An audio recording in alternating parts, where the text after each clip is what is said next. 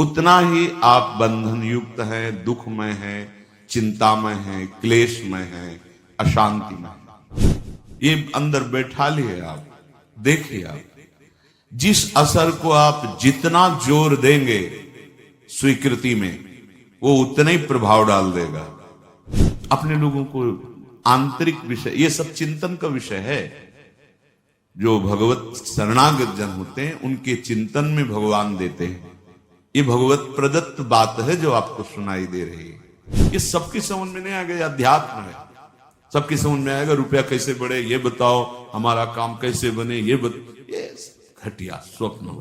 कुछ भी मिल जाए तुम्हें, जब तक प्रभु नहीं मिलेंगे तब तक तुम्हें विश्राम नहीं मिलने वाला। कुछ भी बन जाओ, ब्रह्मा बन जाओ, इंद्र बन जाओ, कुछ भी, ये बात जीवन में नहीं आई तो चूक हो जाएगी। भगवान ने गीता जी में कहा, ये बहुत ध्यान देने योग्य बात है। हम जो अपने स्वरूप को, अपने आराध्य देव को भूल चुके हैं, उसका कारण इस संसार का, माया का असर है। छोटी छोटी वस्तुओं से लेकर बड़े बड़े पद, लोक लोकांतर के वैभव, सिद्धियां, ये सब माया का असर है। इस असर को हम जितना स्वीकार करते चले जाएंगे, उतना हम अपने आराध्य देव, जिनके थे, हैं, रहेंगे, उनसे मुझे दूरी महसूस होगी। और यहां तक कि पूरा असर यदि संसार का हमारे ऊपर हो जाए तो हम ये मानने के लिए भी तैयार नहीं होंगे कि हम प्रभु के हैं, प्रभु हमारे हैं, या प्रभु हैं भी कि नहीं। इतना असर है माया का। जो है ही नहीं उसका असर इतना है कि जो है उसका विस्मरण करा दिया। साधना, उपासना इसी असर से बेअसर होने की है। हमारे ऊपर किसी वस्तु का, व्यक्ति का, स्थान का असर न पड़े, किसी घटना का असर न पड़े, किसी द्वंद्व का असर न पड़े, तो आप जीवन मुक्त हो गए। जब तक किसी भी छोटी सी छोटी वस्तु का आपके ऊपर असर पड़ रहा है, असर पड़ना कोई ज्यादा घातक बात नहीं है, असर स्वीकार करना ये घातक बात है। आप समझ रहे हैं? सृष्टि में सब कुछ है, ना उसके बढ़ने से आपको कोई सुख मिल रहा है, न नष्ट होने से सुख मिल रहा है। आपका जहां अपनापन, स्वीकृति हुई, उसी का असर आपके ऊपर है। कहीं पूरा भूकंप आ गया, प्रांत का प्रांत गिर गया, हाँ थोड़ा हृदय से जब विचार करेंगे तो असर पड़ जाएगा, पर ऐसा नहीं पड़ेगा कि आप विक्षिप्त हो जाए।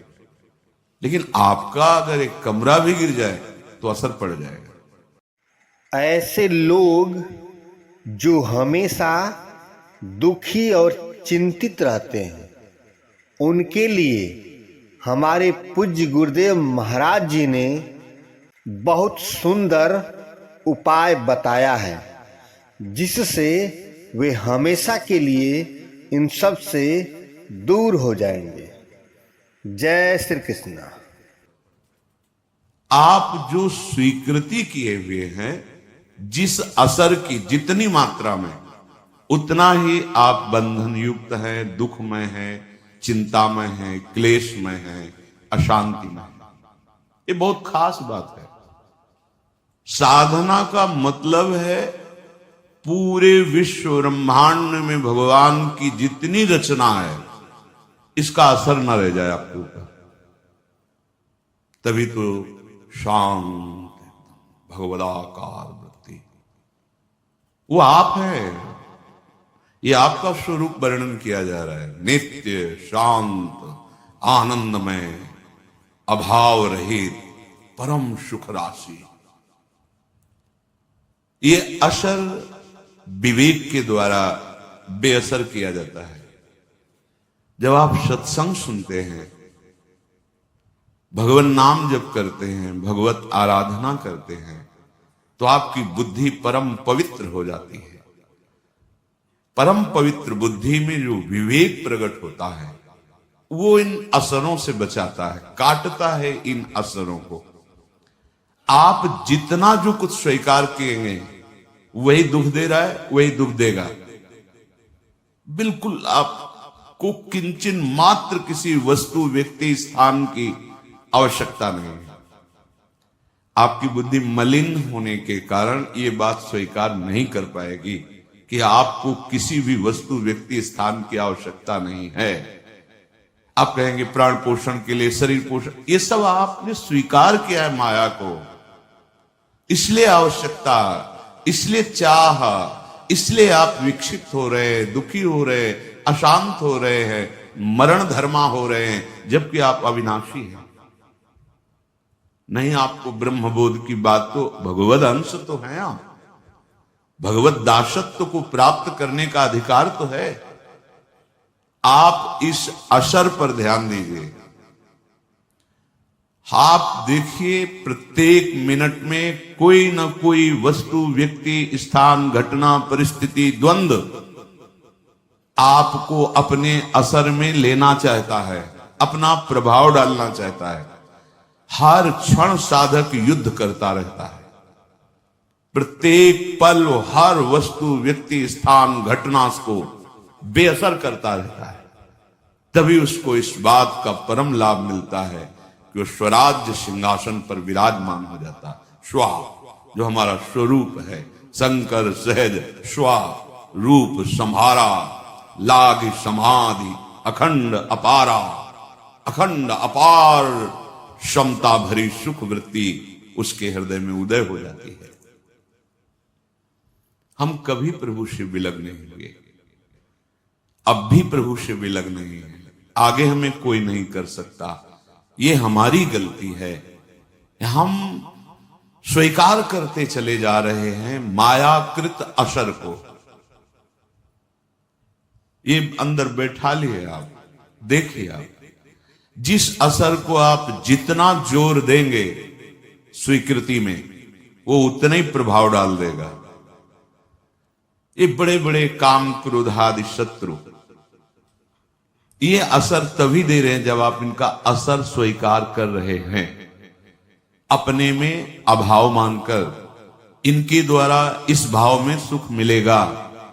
इस असर ने आपकी दुर्गति कर दी। अपने लोगों को आंतरिक विषय, ये सब चिंतन का विषय है। जो भगवत शरणागत जन होते हैं उनके चिंतन में भगवान देते हैं। ये भगवत प्रदत्त बात है जो आपको सुनाई दे रही है। असर, हम काम भाव में सुख देखते हैं तो काम का असर आ गया।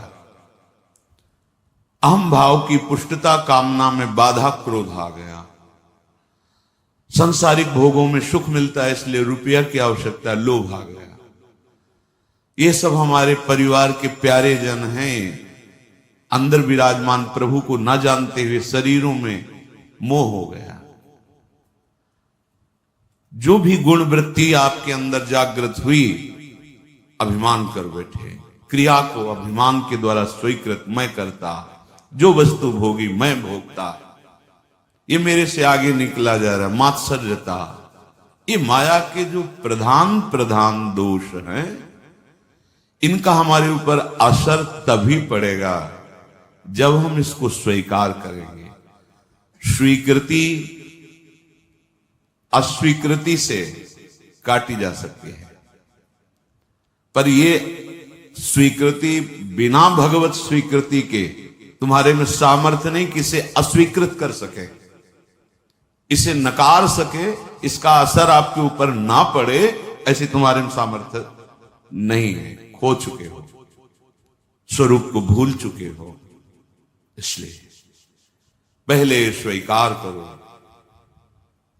कि हमारा युद्ध केवल इस बात का है कि कोई भी वस्तु, व्यक्ति, स्थान, घटना ये असर न डाल पाए। कैसे जानोगे कि आपके ऊपर असर पड़ रहा है कि नहीं? यदि भजन छूट गया तो असर पड़ गया। कोई भी हो, कोई वस्तु हो, व्यक्ति हो, स्थान हो, घटना हो, कोई भी, यदि हम प्रियालाल को भूल गए तो असर पड़ गया। अब आप देखो, इस बात को जांचो हृदय में, नहीं तो सच्ची बात है, प्रभु की प्राप्ति के लिए कोई साधना नहीं करनी, नहीं करनी, क्योंकि साधना असर मिटाने के लिए, आप असर मिटाएं भगवत बल से, तो आप देखेंगे कि वो थे, हैं, रहेंगे, वो खेल रहे हैं, बाहर भीतर सब जगह। बहिरंतस्य भूतानाम अचरम चरमेव च सूक्ष्मा तद विज्ञेयम दूरस्थम चांतिके तत्। दूर है, नजदीक है, भीतर है, बाहर है, दसों दिशाओं में है, समस्त चराचर में मेरे प्रभु खेल रहे, चराचर में और चराचर के रूप में। संसार का आश्रय, शरीर का आश्रय, भोगों का आश्रय, ये जब तक हमारे हृदय में रहेगा तो हम बात भगवद आश्रय की करेंगे, यहां कुछ होगा नहीं। सूखी बातें अच्छी नहीं लगती, पेट में खूब चूहे लड़ रहे, भूख लग रही, और बातें हम 56 भोग की कर रहे हैं, क्या होगा?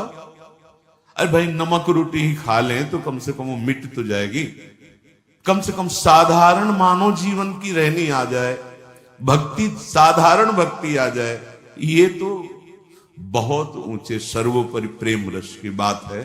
पर हमको चयन कर लिया गया है, इस बात को मत भूलना। हम अनाधिकारी हैं, अयोग्य हैं, पर हमें इस रस के लिए चयन कर लिया गया। सच्ची मानिए, आपको स्वीकार करना होगा, नहीं आप यहां नहीं आ सकते हैं, आप ही नहीं सुन सकते हैं, आप राधा नाम नहीं बोल सकते हैं, आप राधा चरणारविंद से चिन्हित इस रज में नहीं बैठ सकते हैं। ये प्यारी जी ने आपको चयन किया, जब मालिक चयन कर रहे हैं तो फिर अपने क्या चिंता करनी। वैसे तो हम उनके योग्य नहीं, पर उन्होंने पसंद कर लिया, अब ये उनकी मौज की बात है।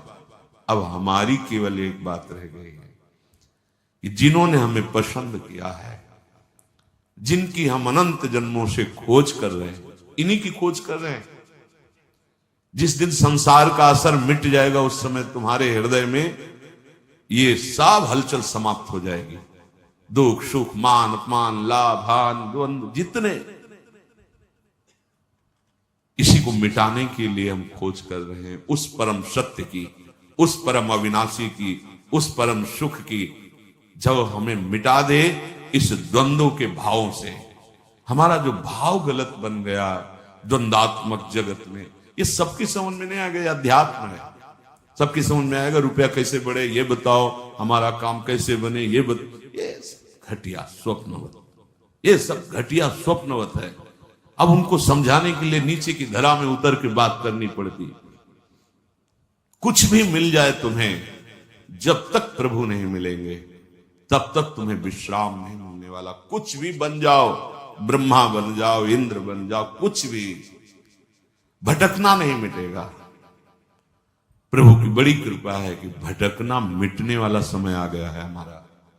अब भटकना नहीं है, अब हमें प्रभु की प्राप्ति ही करनी है। एक स्मृति, दूसरा स्मृति निरंतर चलाने के लिए नाम जप, तीसरा भगवान की बड़ी कृपा।